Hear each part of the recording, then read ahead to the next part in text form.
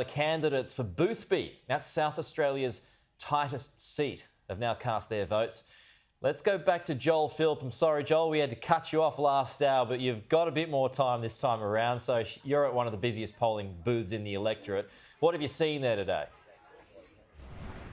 Well, we've seen the Premier Peter Malinauskas here a short time ago alongside Louise Miller-Frost, the Labor candidate for Boothby, and her alongside Sonia Barham, the Labor candidate for Sturt. They'll obviously be the two seats the Labor Party is hoping to win today. So he's been throwing his support behind these candidates. And I have to say, since that impressive victory at the South Australian election, I have seen Peter Malinauskas been quite ferocious in his advocacy for an Anthony Albanese Prime Ministership.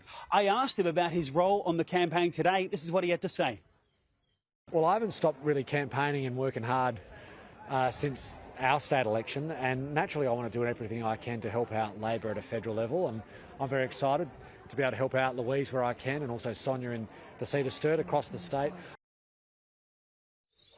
Boothby has been in the hands of the Liberal Party since 1949, so it would be an historic win if Labor manages to take this seat. Now, Louise Miller-Frost, while campaigning alongside Labor Senator Penny Wong, was asked if she felt like there was a weight on her shoulders. We're really keen to be able to deliver for everyone across Australia, but particularly for me personally here in Boothby.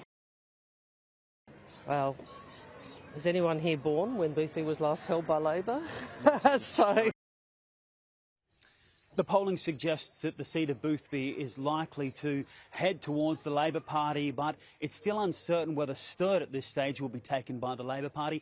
Dr. Rachel Swift is the Liberal candidate. She's obviously campaigning for the first time at this election because the former incumbent was Nicole Flint, who has actually left politics. She was asked about recent polls suggesting that she could lose. This is what she had to say.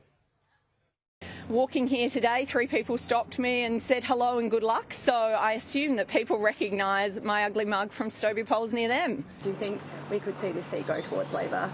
I don't really focus on that. I focus on getting out and talking to the voters. That's the thing that matters. So what's interesting is that throughout the campaign so far, we've had John Howard and Scott Morrison all coming here to campaign alongside Rachel Swift. Today, I've seen Louise Miller-Frost have some quite high-profile political heavyweights alongside her, but Rachel Swift has been flying solo so far. Joel Phillip, thank you. We'll check in with you a bit later. But